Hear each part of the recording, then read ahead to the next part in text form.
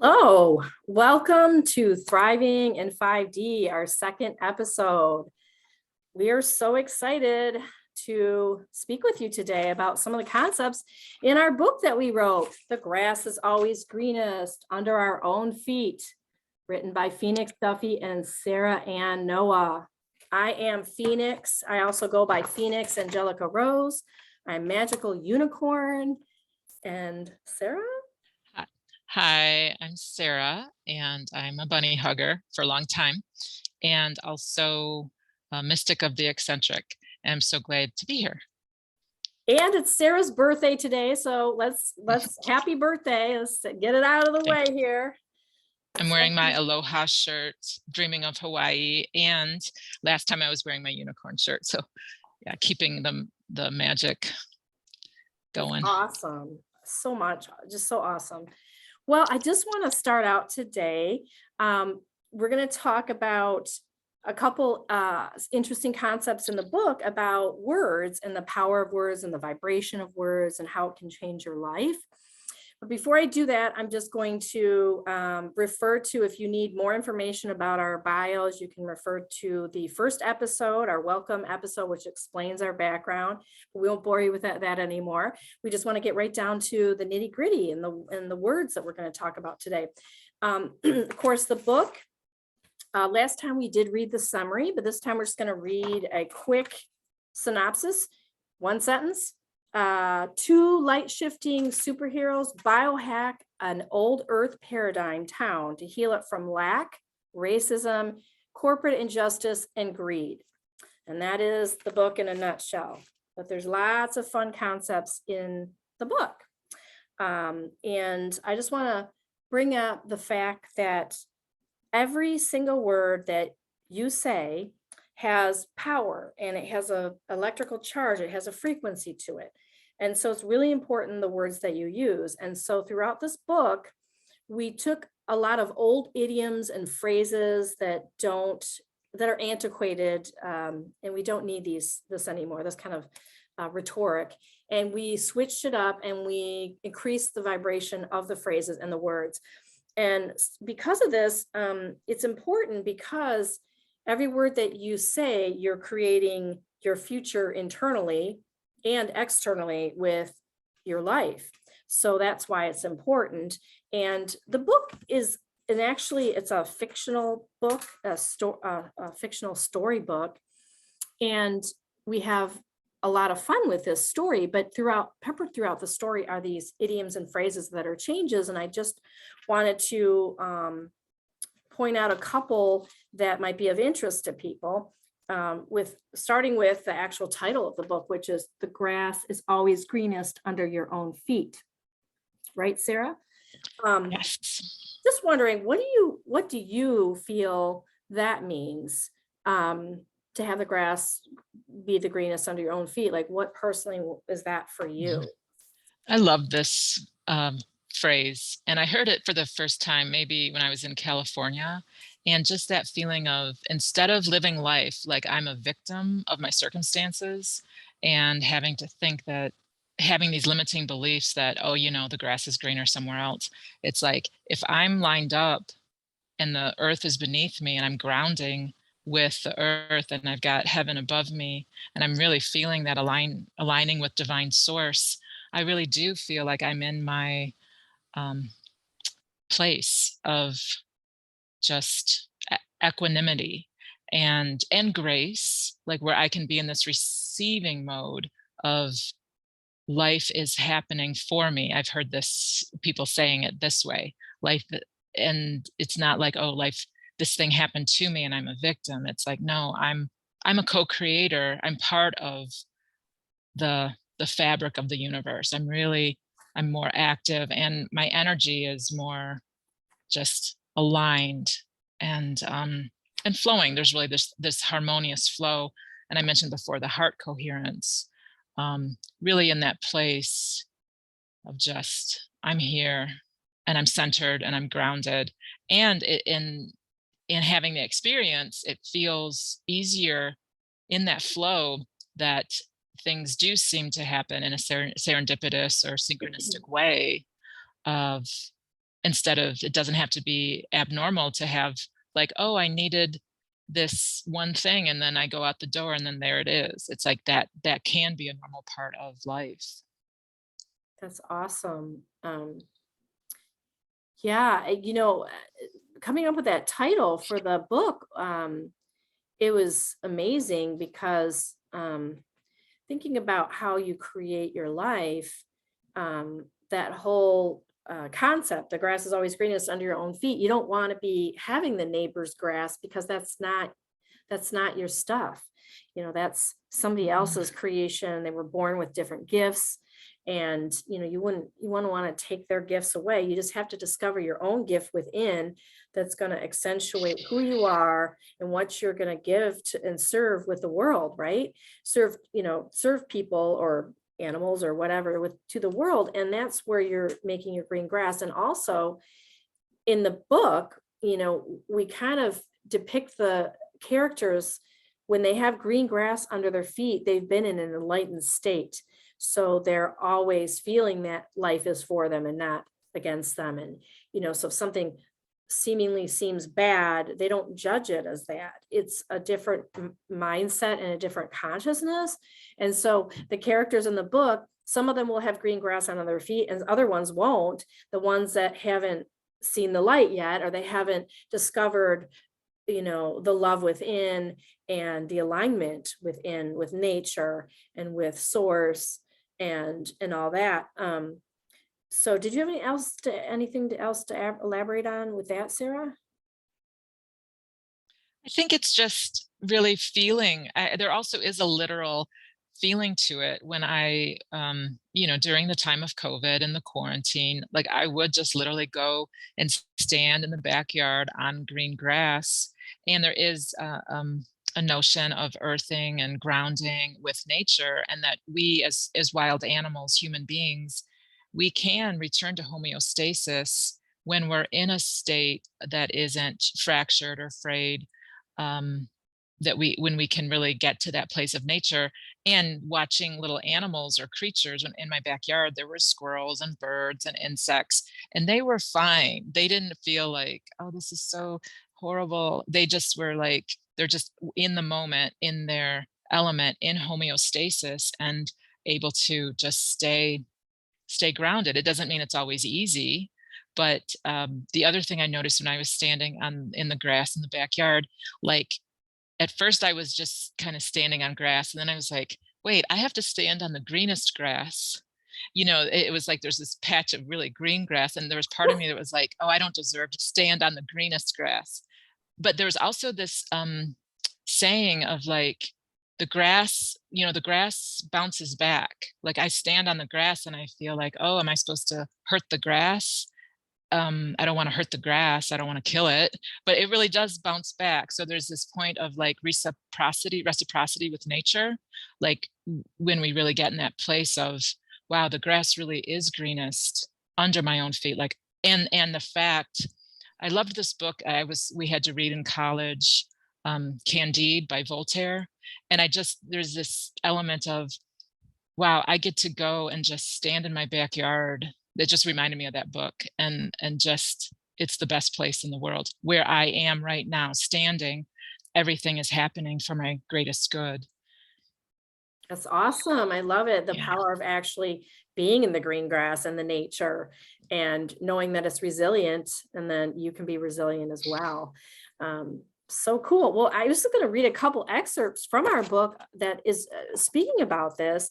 And let's see, the first thing I want to talk about is in the book, all the characters are at this Lost Valley University, and they're at a Declaration of Truth gathering as opposed to a protest, because you always want to be for something, not against it in New Earth energy and frequencies, right? So let's see, in this excerpt in the book, one of the characters, Crystal, who lives in the old paradigm, but she still has all the tools and she already knows the frequency of the new paradigm.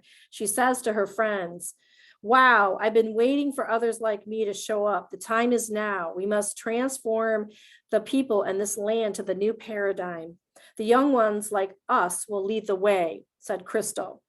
And then Serendipity says, and that's one of the other characters, Serendipity Heavenridge says, well, how will we know who is with us? And then Crystal replied, you will know who they are if they know the grass is always greenest under their own feet, and you shall see the light shine forth brightest from their hearts, explained Crystal. So I thought that was a really cool excerpt because it talks about you'll just know from the aura and from seeing the green grass. And it may not that they're seeing it, but they see the consciousness of what that means, which is being whole and enlightened and seeing the bigger picture. Sometimes Deepak Chopra says like the third eye, the above area. And I think Wayne Dyer used to say that as well. So that was a really cool excerpt, I thought, about that. And there was another one that was a little bit further in the book. Let's see. Oh, I know. Actually, it was when they were in the police station at Lost Valley Police Department because one of the characters got arrested. Don't want to give away the entire plot here, but he got arrested. And the police officers were upset because they said the kids' auras were shining too bright. So Sergeant Heartless, who lives in the old paradigm, of course, he was complaining and said to Aunt Bonita, which was the character that kind of was overseeing and guiding the two teenage kids, the ones that are the superheroes.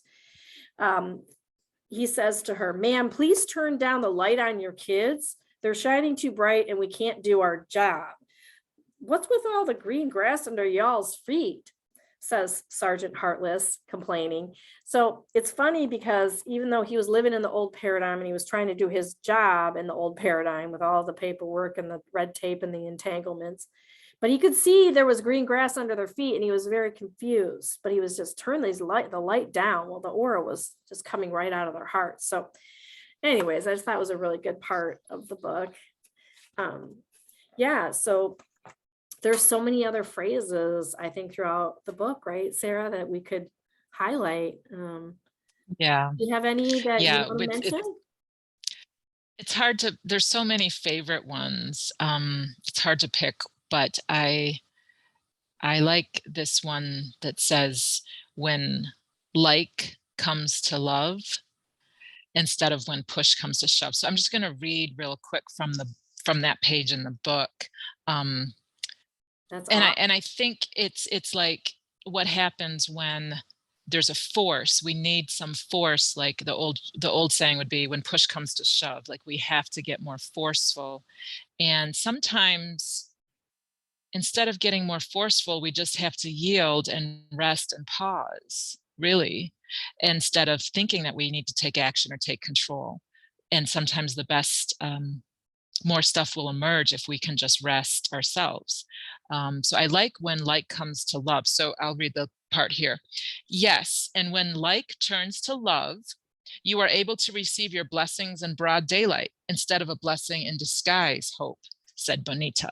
So I just wanted to, that's just one of my favorites of just saying like, wow, if I take a break, instead of like thinking I have to jump into action, I can just kind of pause, step back and think, really, if I can meet this with my heart coherent and stay in this place of, and there's hard stuff. I mean, it's really hard to do. And I'm certainly not always a master of it, but I think the more people who can embody that, and then when we can do that, we can help our other people that we care about and love to stay in that place of grace and receptivity. Yeah, so it's like when light comes to love. So when you're taking that pause, you're actually giving that love to yourself, and you're actually giving that love to the situation, because maybe the action wouldn't be so good just to make it happen, right? The old Mhm. pound the pavement and all that, that kind of stuff. It doesn't work anymore very well, does it now? If you haven't all noticed, it's not Yeah. working anymore. But I love that one too. In one of my other favorites in the book is, let's see if I can find it real quick here. Let's see. Oh yeah. So sometimes people will say, oh, that's the straw that broke the camel's back. Oh God, speak about violence against animals. Well, anyways, we shifted that in the book, and there's an excerpt here where, let's see, Aunt Benita is saying, "See, look at the water excuse me. Once you are enlightened, you are always enlightened. You just have to remember," said Aunt Benita. "This will be the balance that heals the camel's back. Our light vibrations and love can shift the destructive effects created by those not in alignment with love." Not in alignment with love. So, anyways, this healing the camel's back, it's time to heal the camel's back, not break it, but heal it and love it. It's a camel. It has, a heart. It has breath. Yeah. and and there's one other excerpt that's kind of similar to that, which is, what was the one? Oh yeah, this is the one I hate the most. Don't beat a sleeping horse. I'm sure you all understand how negative that is. Why not change it to "don't feed a sleeping horse"? Because we all know a sleeping horse can't be available for whatever is going on. So it's a much kinder way to say that if you're trying to make a point. And speaking of the violence against animals, we really tried to emphasize in the book about respect for all animals, especially with one of the key characters is a pig named Freedom that flies. And Sarah, maybe you can talk a little bit more about that, and I'll try to find a good picture of him in the book while you chat. Sure. Well, thank you so much, Phoenix, for bringing this up because it is, near and dear to my heart. Because it's such a cute picture. Yeah, I see Freedom, the flying pig. Um, when I was a child, I loved animals so much, and I think it's a personal story. One of the things early on, my sister had rabbits, and I was a very young child, and somebody was gonna come buy the bunnies in order to eat them. And I was like, oh, that's so sad. I didn't put together quite at that age that the cows and the chickens that I was eating were also sentient beings, like you said, who have hearts and eyes and breathe and have their own little personalities. But I connected at that point to understand, like, I don't want to eat rabbits. I don't want to eat these rabbits that I have known and loved.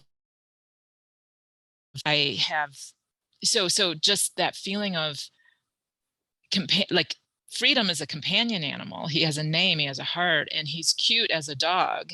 And I know, for me personally, it's really hard when people love bacon and I'm like, and they want to eat it. And I'm like, I just want to see that pig. There was a little pig in Boulder. His name was Elvis, and his owner would push him around Whole Foods. He was a little companion pig. And so, anyway, just that if people are interested and they don't yet know about, there's a lot of awareness around plant-based diets and shifting to a more plant-based diet, eating more plants. And people, of course, I had, God told me to stop eating meat. That was a really clear indication when I was like 20 years old. Like I got this, sign from above. But everybody else is, it's a personal choice, a personal path, a personal decision. But if people are interested, there's this great documentary called Earthlings, narrated by Joaquin Phoenix, Academy Award-winning actor, and co-produced by Maggie Q, a wonderful actress. And that's just a great explanation of the harms that and the violence against animals and how it really does. It isn't just that it hurts human beings too. It really can create damage to our own ecology and our physiology without proselytizing or anything. That's a great one. And then if people are interested in eating vegan, you can do a search engine search for vegan starter kit, vegan meal plans, and there's a wonderful actress named Tabitha who does these amazing short videos, and she's so welcome and warm and funny in the way that she explains vegan cooking. So, and you may have seen her on Ellen or other shows. She's really famous on the Instagram and stuff. So yeah, thanks so much for letting me share that little piece. Yeah, and also, I mean, just even people that want a humane way of raising animals and treating them, if you're against factory farming and all that, that's another way to look into these types of things if you somehow feel like you need to eat that. So, oh, sorry, my my virus thing is in the middle. Why can't I get rid of it? It's not going away. Can you still see me? I do. Yeah. Okay, good. Well, it's blocking the rest of it. Okay. Well, I was just gonna say, if anybody wants to purchase our book, it's on our website called thegrassalwaysgreenest.com. Again, that's thegrassalwaysgreenest.com. And we can get an ebook on there. You can get the hard copy, or it's a soft copy, I guess, but it's in the flesh, it's in the 3D here. Mhm. And it is also available on Amazon, I believe, too, right, Sarah? It sure is. Yeah. But we'd prefer people to come to our website, of course. It's very easy because there's all these labels immediately how to buy it if you just want to buy it real quick and you don't want to read anything else. And then you can follow along because we're going to keep doing more episodes each week, or every 2 weeks, we're going to be featuring a different subject from our book because we have so many concepts, and we're really excited to share more with you in the upcoming couple months here. And thank you for your time. Sarah, do you have anything to add? Yeah. Thank you so much. And yeah, just so grateful that we're getting support and love. And also, I know one of the things that Phoenix and I have talked about for future episodes, we have so many concepts: the wise woman, the nature heals, the plant-based medicines, herbal healing, Reiki, crystals. There's so many concepts, but one of them that we touch on, I think, all the time is what to do when you're feeling like the grass isn't green under your own feet. And those are things, we'll get into those concepts in a future episode too, because it's sort of like Jesus says, be in the world, not of the world. But I know that it can be a challenge for people to stay in that place of my heart's coherent. But I just want to make a quick plug that when we as humans can regulate our own nervous system and really stay in that place of embodied in our heart, it does help other humans who are suffering. It really does. And I know I heard that from a wise woman here in Louisville, Colorado, after these devastating fires. And she said the more people who can keep their nervous systems regulating, that's how other humans will heal. So I just want to give that quick shout out. So thank you so much. All right. Thanks, Sarah. Happy birthday again. I hope you have a great day. Yay. Yay, I'm going to we go got to eat do this cake, on your vegan birthday. cake. Yay. Vegan Okay. cake. Woo. All right, cool. Well, I mean, I have this big antivirus thing in the middle, so I can barely even see myself. I really hope it's like this big thing. Okay. It has expired, blah, blah, blah, but it won't let me get rid of it. Anyways, thank you so much. Okay. And we'll chat with you all again soon. Bye. Bye. I'd like him under 20.